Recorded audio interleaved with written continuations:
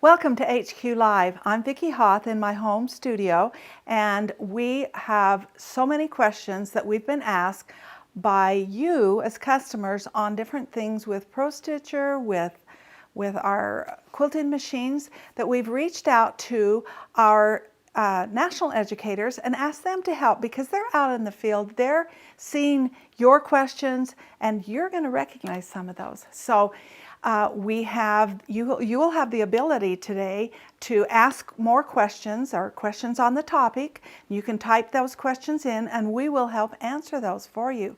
So let's get started. Our first educator today is Chris Souza, and his question is, how do I do small projects on my long arm? Hi, I'm Chris Souza, one of the national educators for Handi Quilter. One of the questions I get asked a lot is, can I do small projects on the long arm? Or can I do placemats? Or can I do two quilts at the same time? And I always like to show, yes, you can. It doesn't have to be a large quilt. It can be a small quilt. It can be placemats. It can be orphaned blocks. So what I'm going to do is I'm going to show you here on my long arm. We have my backing loaded. All I will do is take my piece of batting, which is just a piece of scrap, because I'm just going to do some orphan blocks. So that's all it takes. You can just lay it down. The orphan blocks that I'm going to use are going to be these Dresden plate blocks. So all I would do is set them in place like this.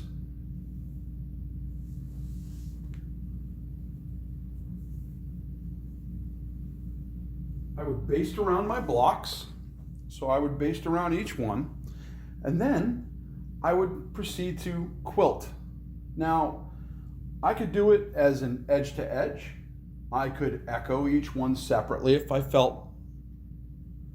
But if I wanted to do an edge to edge on my Pro Stitcher, all I would have to do is take this, set it up on the Pro Stitcher, which is right here. All I would do is set up a two corner. So I'm just going to move this over just to show.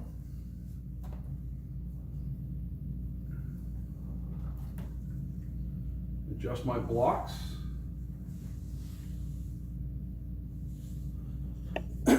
And all I would do is set my area two corner, and then proceed to my bottom corner, hit two corner again. That would give me my placement. And now all I would have to do is pick a design. So I could pick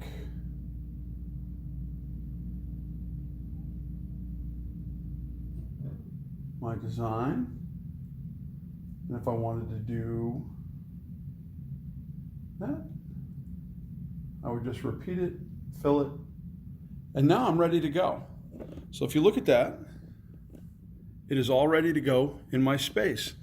So I could just take that, proceed to quilt these blocks down, and it's pretty much that simple. If you wanted to do two quilts, all you would do is load two backs or one back.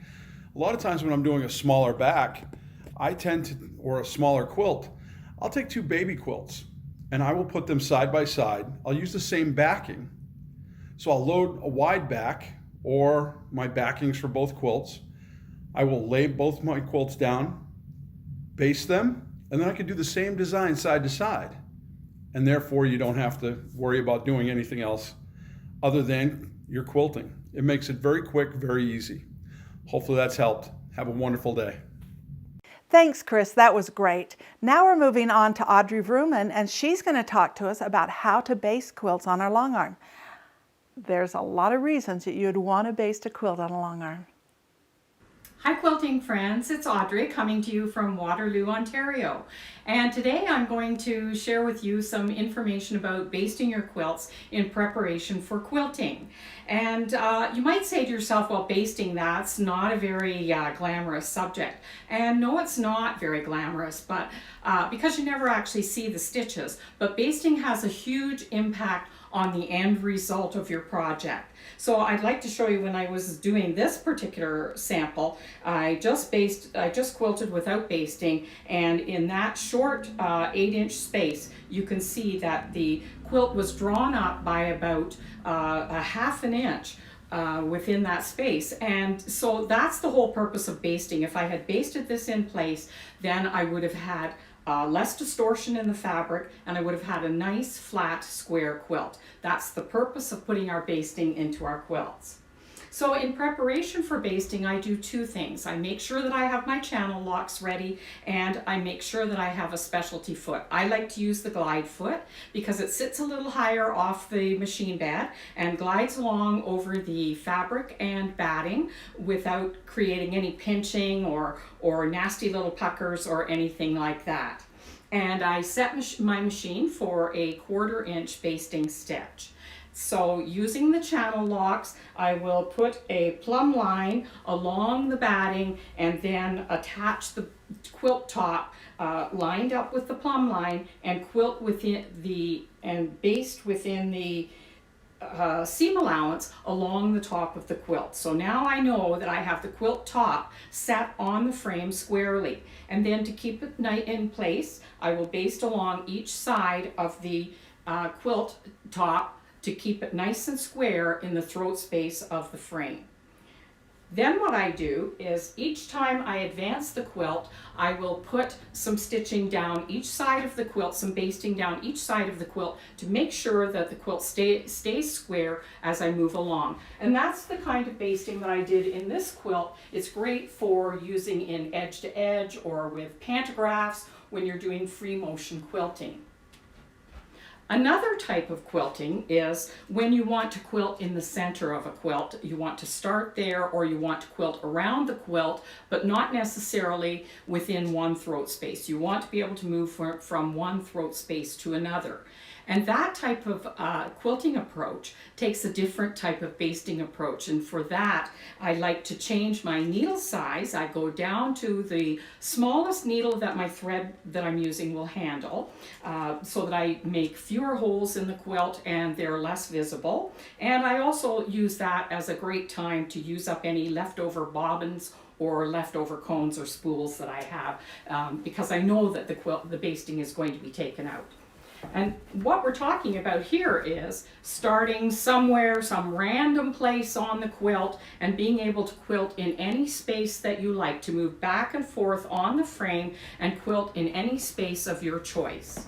So for that kind of a project, I like to put a basted grid on the quilt. And I will usually choose to do about a 4-inch grid, and I use a 1-inch basting stitch. A 1-inch basting stitch is more than adequate to keep the quilt nice and square on the frame and allow you to move from place to place, but it's really much easier to take out than a 1/4 inch is. So this time when you're doing the grid, you attach the quilt to the frame nice and square the way you did the first time, but then you add the grid by quilting down and across and then all the way across within the throat space, and then you do another grid as you advance the quilt and have the entire quilt gridded before you take it off. And to do this, using your channel locks gives you nice straight lines. You can use your manual channel locks. I use the channel locks from my Pro Stitcher because I have one,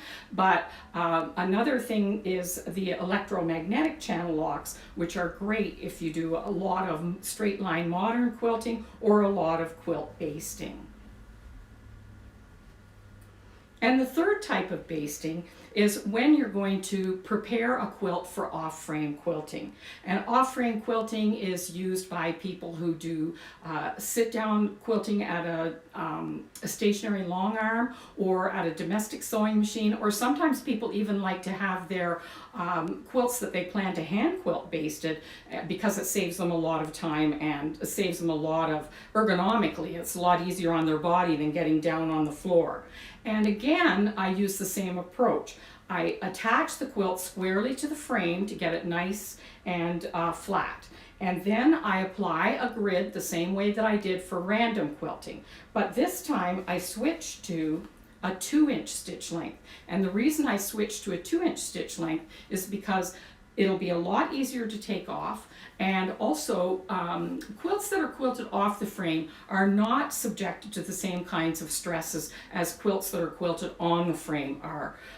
They don't have to be pulled taut every single time. So here you get a nice flat sandwich that will be able to be beautifully quilted off the frame, and it'll give you a beautiful result. So thank you for spending some time with me today. I hope you have a few ideas about how you can adjust your quilt basting to the quilt plan that you have for your particular project. And fingers crossed, we'll get to see each other sometime this summer, either at a Handi Quilter show booth or at a Handi Quilter retailer who's having an education event near you. Take care. Thank you. Thanks, Audrey. That was great. Now we're going to move on to Allison Spence, and she's going to talk to us about how, and maybe if we have to take the quilt off of the frame and then put it back on later because we weren't finished. She's going to help us with that.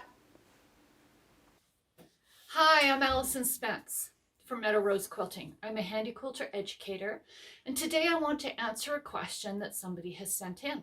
The question is, can I take the quilt off the frame even though it's not finished and load it later? And how do I do it? Well, the answer to the first question is easy. Yes. The answer to how do I do it? 3 things to keep in mind. First off, I want to have multiple sets of leaders. So I have probably enough for about 4 quilts of separate leader sets. And what I do is I will mark on the center of my leader a mark up at the hem and a mark up at the top where the Velcro is. I will load my quilt layers like normal, and I will baste my quilt.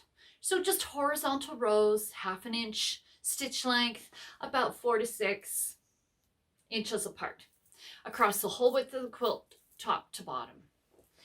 Then I can take this quilt off the frame, including the leaders, fold it up, put it away, come back to it later. The simple way to do it is I have marked my poles with a center mark. There we go, with a center mark. And when I load things back up again, I find the center mark on my leader, the center mark on my pole, and I just Velcro those to the poles very easily and simply, and then we're going to roll up. Now my quilt is ready to continue quilting. Unroll a bit, please. There we go. There we go. So I'm all ready to start quilting. Big Blue behind me was off the frame for 2 years. I'd forgotten all about it, partly because I didn't want to reload it. When I went to reload it, lo and behold, I had leaders to it, and it was a no problem just to stick it back on my poles, on my frame, and continue quilting. I hope this has been helpful to you. We'll talk to you later. Thank you. Now Judy Hayes is going to talk to us about rolling that quilt back and forth if we're using, say, a lot of different thread colors. So she's got some good tips for you. Hi, I'm Judy Hayes. I'm a national educator with Handi Quilter. A question I'm often asked is it okay to roll your quilt back and forth on the frame, or do you pretty much load your quilt in the throat space, keep progressing down, and be finished. It's definitely okay to move your quilt back and forth. I have lots of occasions that I do that, and I have some examples I can show you as to why you'd want to do that. So come with me, we'll look at some samples, and then I'll talk about some tips as to how to do that. Okay, let's take a look at some of the quilts I have where I have rolled it back and forth on the frame for various reasons. Okay, the common denominator I find with any particular technique or any reason you'd want to be rolling your quilt back and forth is to stabilize the quilt. The way I do that is through stitch in the ditch as well as basting. So this first example, I have an older quilt, an album style quilt, that has very large blocks in some places, very small pieced blocks in others, some applique blocks, etc. So I start out by stitching in the ditch between the borders and the main sections of the quilt, as well as around the major parts of the blocks. I progress all the way down the quilt, stitching in the ditch and basting as necessary, and then I am confident that I can roll my quilt back up to do the decorative quilting, change thread colors, etc., and I won't get any pleats or tucks in the back. The next example I have is a popular thing to do right now for panel quilts and whole cloth style quilts. I'll load it on my frame, then I will baste 4 to 6 inches apart, vertically and horizontally, all the way from the top to the bottom of the quilt, and then again I am free to roll back. So in this case I start in the center. You can see I have a gold thread here. I will do the center motif and then progress out with my different thread colors, and I can roll back and forth with confidence. The next example I have is a ruler work sample, and again I would stitch in the ditch between my borders and main sections, and then I ditched around all my colored motifs here from the top to the bottom, and then I could roll back and work on the diagonal sections all in one unit, rolling back through my throat space as necessary, then roll back up to the top to do the next diagonal row and start again. This is thread painting. It's a smaller sample, but thread painting is a popular reason why you would want to have the freedom to move up and down, back and forth on your quilt frame.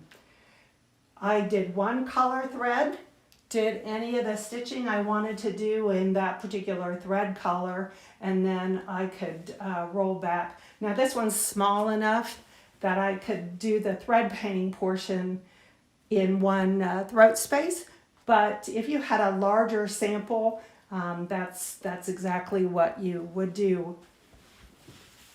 Okay, now I have the quilt loaded.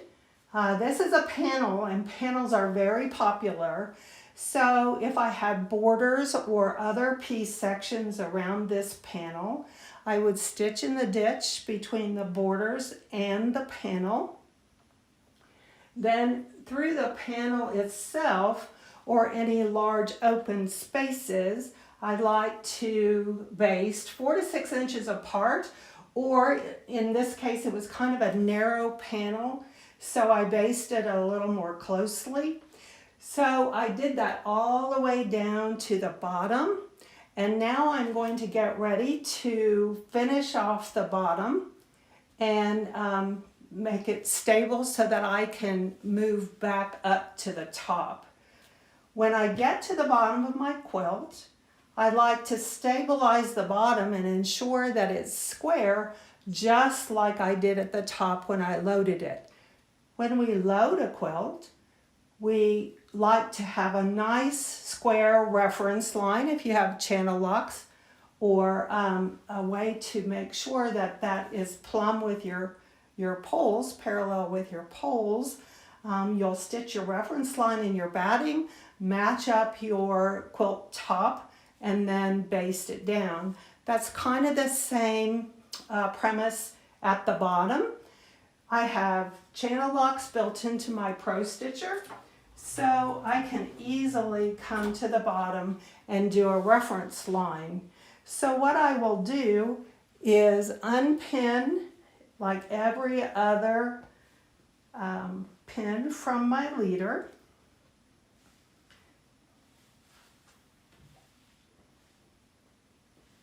Just a few pins to make sure that when I unpin it from my leader, my quilt top is stable.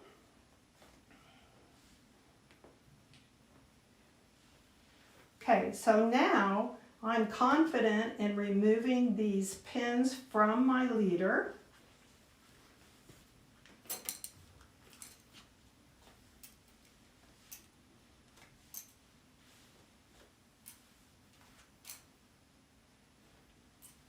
And I can finish rolling up that leader, get it out of the way.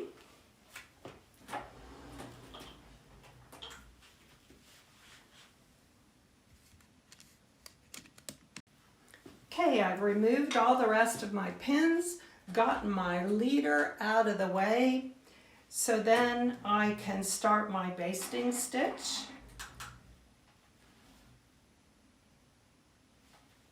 And just baste across the bottom of the quilt.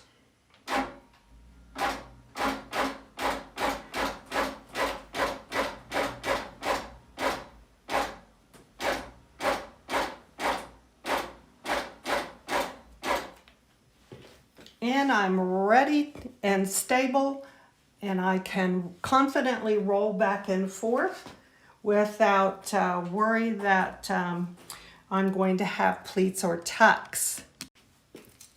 Okay, now I can remove the pins.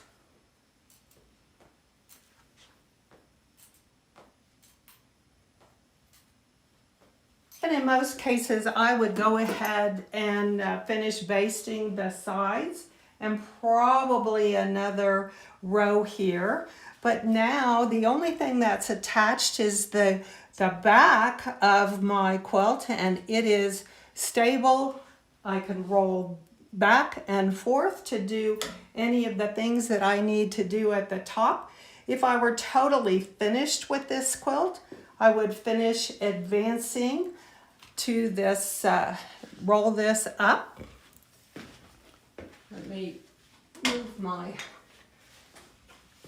I'd remove these pins and then allow this to come forward. I like to remove my pins and remove my quilt from the frame without putting any pressure in any one portion of the quilt. That way I'm sure not to have any surprises where a pin would catch a part of it. It's just easier to do it a little bit at a time so that I have the weight stabilized. Well, I hope that's helped you understand some reasons why you would want to be able to roll your quilt back and forth.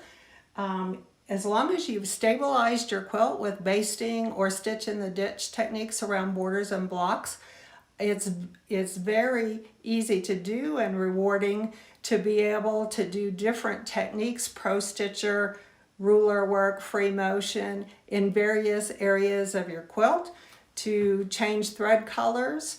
Lots of different artistic reasons why you will want to roll that quilt back and forth. Now we're going to move into some tips for Pro Stitcher. Denise Best is going to talk to us about how to transfer designs from our tablet to a computer and a lot of other things, so watch. Hi everyone, Denise Best here, a Handi Quilter National Educator, and I'm here at home in my studio in Independence, Missouri. But I'm here to help you with some Pro Stitcher questions. So let's not delay, let's head on over to the machine and get started. One of the questions that I get asked pretty frequently is, how many designs are going to fit on my Pro Stitcher tablet? Well, the quick answer is you're going to be able to store tens of thousands, even upwards of 100,000 designs on your machine. Now, I'll immediately caution you that you should always have those designs backed up somewhere, stored somewhere else on whatever devices you choose for backup. But you're going to be able to put a lot of designs on this Pro Stitcher on the tablet. So let me show you how I got there. I'm going to start by minimizing this screen, the Pro Stitcher screen, and let's open up my File Explorer window. If you can see here, this is the C drive, and I have got over 31 gigabytes worth of data free on this computer. Yours is going to look a little different. It's always going to be this C drive though. So let's open that up and let's look at my designs. Again, yours is going to look a little different. I've got a folder called Designs. Let's open that up and let's go into one of the design areas. Design folders, and look at the size of all of these. None of those are very big at all. Those are, I don't even see one that's over 50 kilobytes. And it takes 1,000 kilobytes to equal a megabyte, and it takes 1,000 megabytes to equal a gigabyte. And if you go back and remember what we looked at here, we've got 31 gigabytes. So you're going to have all kinds of room to store whatever you want to on these tablets. Let's open this back up again, and let's talk about another question that I get asked. How if I put the Pro Stitcher software on my computer, and I'm going to work with it in Sim, how do I get the designs from the tablet copied over to my computer? Well, I came back to where I'm listing all of my folders on the C drive, and let's say I want to copy that designs folder over to my computer. Well, first let's take note that I have, as you can see over here, I have a D drive showing up. That means I've got a USB plugged into my machine or in that bracket at the behind your tablet. So yours will be different depending on the machine that you have, but you've got a jump drive in there. I am going to press and hold on this designs folder until it has a little box around it, and then you'll notice that a pop-up window comes. I'm going to press copy. Now you can't tell that anything happened just yet, but now I'm going to, but in fact it did copy. I am now going to click on my D drive until a pop-up window comes, and then I'll be able to press paste. And you'll start to see it go through the completion of copying from the C drive over to that D drive. Let that complete, and then all of those designs and all the folders will be copied onto that jump drive, and you'll be able to take that jump drive over to the computer, plug it in, and you'll be off to the races with playing with Pro Stitcher in simulation mode on your computer. Another question I'd like to cover today is, how do I get a design file from here on my computer? We're looking at my computer screen. And how do I get that design file from here over to the Pro Stitcher tablet? Well, first of all, if you've downloaded from another website, you typically are going to find it in your downloads folder.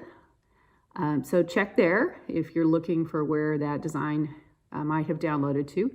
For the example I'm going to use here today, I've created something using our fabulous Pro Stitcher Designer software. So I've put it on my desktop folder. Right here, this file called owlv1.hqv. It's our Handi Quilter file format. So the first thing I need to make sure I have in place is a USB drive that I can copy this file to. So right here, and yours might look a little different on your computer, but mine is a D drive. That is a jump drive that I have plugged into my computer here. So I just need to copy this file. So I've selected it. I'm going to right click, copy, and then I'm going to select the D drive, right click, and paste. So that it's as simple as that. I now can see my owlv1.hqv file right here on my D drive. So you're ready to take this D drive out of the computer here head over to your Pro Stitcher tablet and you'll be ready to stitch it out. Well, I hope I was able to help with some of the questions you might have had about your Pro Stitcher software, and I sure hope I can see you at an event near you sometime soon. Until then, happy quilting. Wow, that's a lot of information, a lot of technical information that Denise gave us. Great on her. Thank you so much, Denise. Now, Wayna Kirshner, she is going to talk to us about doing edge to edge, unwrapping and cropping, something that we all need to know. Hello everyone, it's Wayna coming to you from my home studio in Pennsylvania. Hope you're all doing well. I was given a couple minutes to talk with you today about setting up an edge-to-edge layout for your quilts and featuring the wrap, crop, and stretch functions. So I would like to do that by taking you into my Pro Stitcher simulation. So I'll be sharing the screen and I'll come back to you at the end. So here we go. There's my screen. And we'll get rid of that bar at the top. We'll move me down here. So what you're seeing on the screen is an area I've created for my quilt and two different kinds of designs. So I'm going to start with this one, and we're simply going to, this is a real simple one, we're just going to repeat it. We're in basic and we're going to fill it. And when I fill, Pro Stitcher puts in as many repeats as it can, vertically and horizontally, without adjusting the size, in particular the height, for me, that's what I'm concerned about, of the design. So, but I have some space to worry about here I need to fill in. So I will simply use my stretch tool. Stretch it vertically and stretch it horizontally. And now I can baseline and I'm ready to stitch. One thing I'll check last is to make sure that I can stitch each row from start to start in my throat space. So that's good for me. And let's undo that. And another option you have, if you want, is to address that open space there, is to add repeats. Whoops. One horizontal and one vertical, which puts the design outside the area. And then I can crop it, modify, crop, and I can crop outside and close my edges. Baseline, and I'm ready to stitch that one. So it just depends on the look that you want, the density, and as long as you can stitch out your from start to start, start to start, start to start in your throat space, you're good to go. So let's undo that. And now let's look at this one. It's a little different design, of course. It's our famous Baptist band. And I'm going to start by just simply repeating it. Fill it up. And it puts in as many designs as can fit in that area, vertically and horizontally. But you can see we have a little work to do. So the first thing we're going to do is adjust the gap distance here vertically so that we can bring those designs closer together. So I'm just going to go, I'm in repeat, basic, over here to the sidebar, and I'm just going to minus my gap distance, and I'm just going to eyeball it for today, just to see how close I can get to the spacing. So what I'm looking at is the space in here about the same as the space here? I'll take a little bit more out. And just for today, we'll just eyeball that. That'll be, we'll call that good. Okay, so I have some more space out here to take care of. So I can add a repeat. I don't think I'll add a repeat horizontally because I think I'm good there. But I think I'll add a repeat vertically. And now I can stretch again. And remember, when I stretch, it changes the height in particular of my design, so that I need to watch for that when I'm stitching out in my throat space. So now I have these edges over here to deal with. I have space here. This is unquilted space. So now I have the wrap option open to me, available, and I'm going to go to wrap, and I'm going to wrap first horizontally because I want to deal with these from side to side. And I'm going to wrap the window, which is this whole box here. And I'm going to do a half and close my edges. And now it gives me this nice edge-to-edge design. And now I just have to deal with these little spaces up in here that will be unquilted.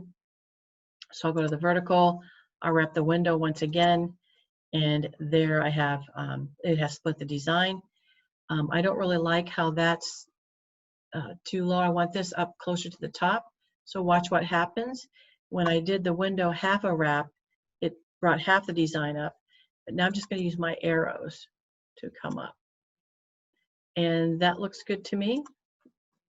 Again, it's all a visual thing and what you like. And so I'm going to baseline that and ready to stitch. So that's a wrap. So let's go back to Vicki. We'll stop sharing screens. And what is the best of the tools to use? It just depends on the design and the look that you want from your quilt. And that's just personal preference. So happy quilting, and back to you, Vicki. Thanks, Wayna. That's a lot of good information. Now we're going to move on to Linda Goslin, and she is going to talk to us about taking a design and making an area. Really, really cool. Hi friends, my name is Linda Goslin and I'm an educator from Massachusetts. I'd like to show you one of my favorite features from Pro Stitcher Designer, which is saving a standard stitch file, a block file, as an area. Then I'd like to show you how I use it in Pro Stitcher. Enjoy! So here we are at the Pro Stitcher Designer main page, and we've selected the Home tab. One of the favorite features I like about Designer is being able to open a block file and save it as an area. So I'm going to just give you a little example of what you can do. Here I am in the Designer tab, Designs tab. I am navigating to PS Designs and Blocks, and I'm just going to left click, hold and drag Block 12 onto my workspace. This is a stitch file, so without making any changes at all, to save it as an area, I simply go up to File, Save As, and I will save this as Block 12 as an area file, block12.hqa. When you save a file, you always want to make note of where you've saved it. I created a folder for HQ Live for today's demo, so I'll click Save. Already exists. Yes, I can replace the one that I created earlier. So now you say, well, what can I do with that? Let me open up Pro Stitcher. I will go to File, Area, and Open. I'm already in the Handi Quilter HQ Live folder that I created, so I'll just click and select Block 12 and open, and notice there's that familiar pink line denoting this is an area file. Well, what can I do with that? I can create an edge-to-edge pattern. I can reduce it in size. I can crop it in Pro Stitcher. So here we go. File, Design. I'm going to use Field of Flowers. That's in the PS Designs continuous line. Field of Flowers. Well, if I were to just lay this pattern over my area, you could see when I cropped outside of that pink area box that I wouldn't get much stitching. So I'm going to create a repeat with that original Field of Flowers pattern. I'm going to make 3 horizontal repeats, point to point. And let's see, vertically I'll do 2 repeats, and I'm going to just pull these a little closer together. And I will baseline. Next thing I'll do is modify and resize. Turn on my lock aspect ratio, and instead of 34 inches wide, I'll make that about 20 inches wide, and see how I like that for sizing. Drag it up over my area, and I think I'll make it a little smaller, maybe 15. So now you see I can drag that any place that I want the pattern to be. then I need to crop the outside. So under the Modify tab, I go to Crop, I crop the outside, and I want to close the edges because I certainly don't want all those jumps. Edges. At this point I can rotate it if I want to a little bit. I can drag it around under there, because until I baseline, that same field of flowers is still under this area. So now I can baseline, and I can actually watch in simulation to see how it stitches. So Pro Stitcher, Quilt, Run, Proceed.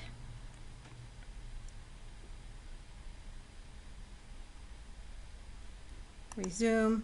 I could watch this whole pattern stitch out. If I'm happy with what I have, I can cancel, go up here, File, Save, Workspace. That way I'll have my area and my design. Save that in a specific location, then I can open it up, save it.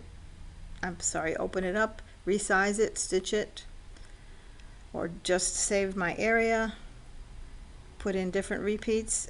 Just imagine how much fun you can have. So I challenge you to try this with some simple blocks. There is a great library of areas, a folder of areas now, but you can create more. Sky's the limit. So have fun with it.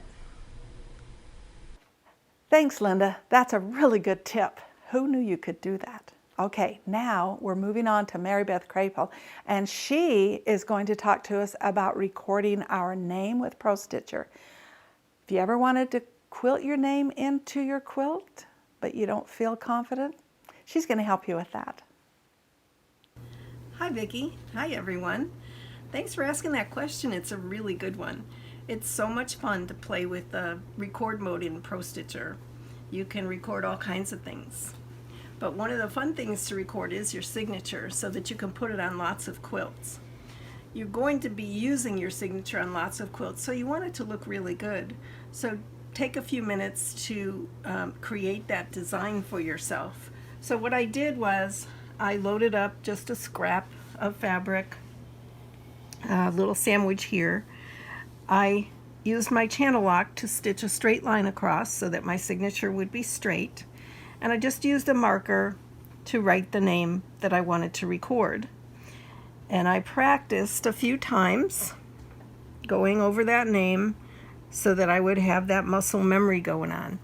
Now your machine is a little hard to move, not hard but a little stiff to move with your gears engaged. So we can disengage our gears and the machine will move much more smoothly, and so that we can create a nice pretty design. So turn off your gears, disengage your gears. You'll notice that the crosshairs change to purple when your gears are disengaged. So get yourself ready to stitch. Bring up your bobbin thread, just as you normally would, and put your needle down. You don't have to do a tie off because this is just creating the design. You're going to want to start with your needle down. Okay, then you have to get your Pro Stitcher ready. You're going to go up to the Pro Stitcher tab and you're going to go to the record button on the ribbon. Then over in the sidebar is where you'll see the record button. It's down in the lower left of the sidebar there. So I'm ready to stitch. I'm going to touch that record button and then I'm going to stitch the name.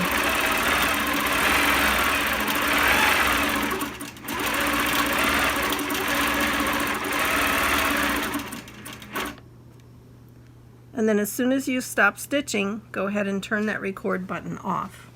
And you can see on the screen that I've recorded my name.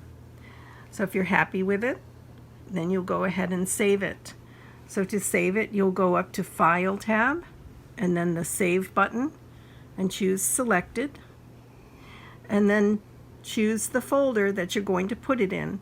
Now I happen to have a folder on Pro Stitcher with my name on it, so that's where I like to save my designs. You're going to come down here and give that design a name. It'll say freehand on it. You'll press clear and then type in the name. And then press save. Now that design is in your library and you can use it over and over again. And I have a little tip for when you're doing it on a real quilt.